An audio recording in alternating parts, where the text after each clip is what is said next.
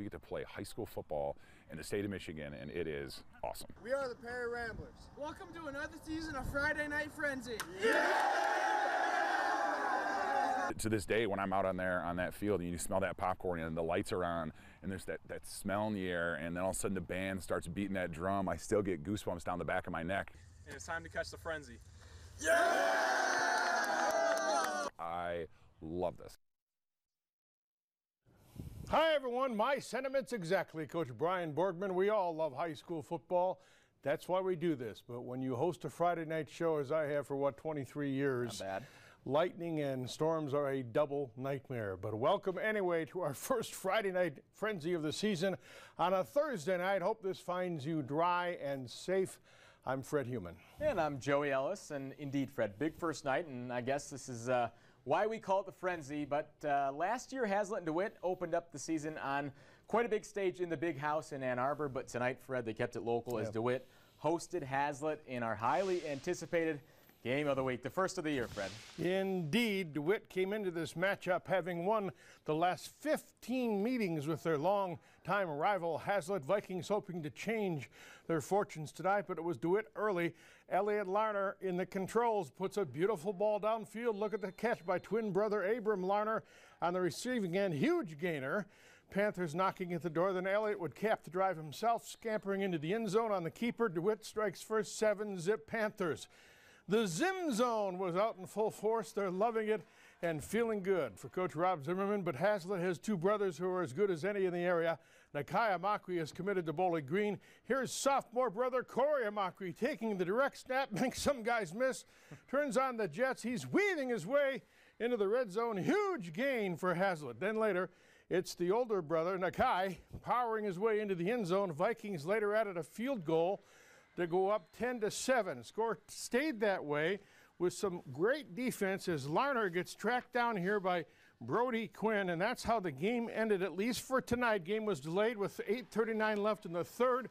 Haslett 10-7. The plan now is to resume the game right back at DeWitt, and that'll be tomorrow night at 7 o'clock. While you get back in here, Fred, moving on in the area where Gary Houghton has led the Mason Bulldogs to back-to-back state semi-final appearances in Division III the last 2 years. They return a bunch this year and welcome the reigning CAAC Blue champs Holt to town. And stud quarterback Kason Carswell was not suiting up tonight for some disciplinary reasons, but before his offense could even touch the field, Holt took the opening kickoff to the house 98 yards, so the Rams held an early lead, trying to add to it. Bulldogs with the ball. Nick Wells is going to find Derek Badgley, who takes a big hit here. Ball is popped loose. Holt recovers with great field position. Well, they turned it over on down shortly after, and you can't do that against Mason. This time, next possession, Badgley would make up for it. Wells finds him on a quick hitter, and there is Badgley rumbling and stumbling down the sideline into the red zone for the Bulldogs, and they would cap off this drive on the ground. They are going to ride senior tailback A.J. Martell all season long. Scampers into the end zone, nearly untouched. 14-7 Mason at that point, and then the Bulldogs will get the ball right back on the ensuing possession, right back to work. Wells play fakes, fools me for a second, and then hits Cole Rees in the end zone for 6 more points. Mason started pulling away. They were up 21-7 midway through the first half, and then the bad weather came through Mason. Things got really bad there about 45 minutes after this, and that's where the game was called, at least for just tonight. No word yet on the time tomorrow when these two teams will play. They will resume it tomorrow, but we will keep you updated when we hear more on an official resumption time there, Fred. All right, we move along now to check out the opening night at Waverly, where the Cougars of Lansing Catholic were looking to avenge us opening season loss last season to the Warriors. But guess what? More storm issues. The score was 14-7 in favor of Waverly when we got there, and I'm here to tell you it was absolutely pouring.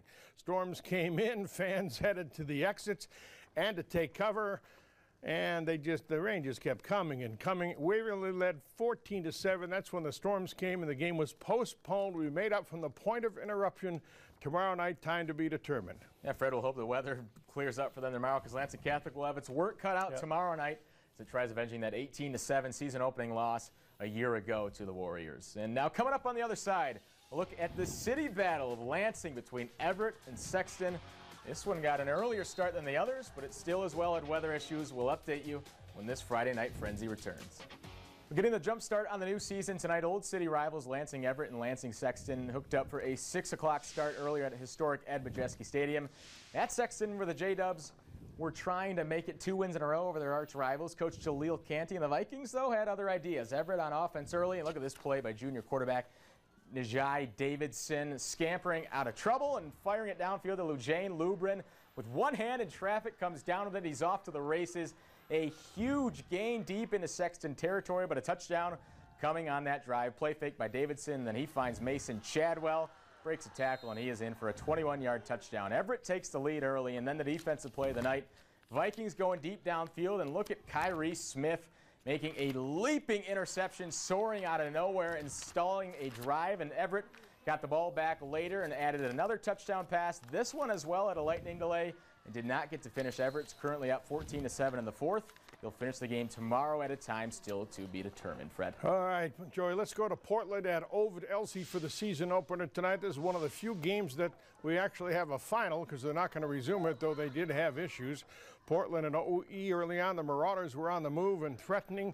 Trice Tokar looking for his man, but underthrows it and right to the Portland's Caden Thalen. He has a convoy of Raiders going back the other way. A pick six for Portland. They missed the PAT, so a 6-0. Very next snap for Ovid. Bad snap goes over Tokar's head. He had no chance to recover. A gang of Raiders recovers for a safety. Portland up 8-zip before they even got the ball on offense. They scored again, and this game went to the half, 33-6. They called it a final. They won't resume. Portland beats Ovid Elsie. We're back with more in a moment. All right, time for one more for you. Three Rivers at Charlotte tonight. This game delayed at the start, not because of storms, because the heat index was 104. So we got shots of tropical night at Charlotte, and the Orioles finally busted out. 52 minutes after the scheduled start time, Three Rivers on offense firing down the middle. Charlotte's Aiden Johnson steps in front of it for the nifty interception. He is spun to the turf, but the Orioles get the ball. End of the first quarter, Cutler Brandt breaks away from the line of scrimmage, rumbles 51 yards to pay dirt. Charlotte makes the 2-point conversion to go up 8-0. He would score again later. And we didn't get a final on this game or an update on whether it was interrupted. All we have is 8-0. I'm not sure they ever finished that game. We will check that out and let you know. So, Joey, that was a crazy show. We got games tomorrow, at least 5 of them to be resumed, plus their regular schedule. We'll cross our fingers for better weather. You know why they call it the Frenzy, don't you? Craziness every week. Can't wait. We'll have another one tomorrow at 11:15. Thanks for staying up. Stay safe, everybody. It's bad out there.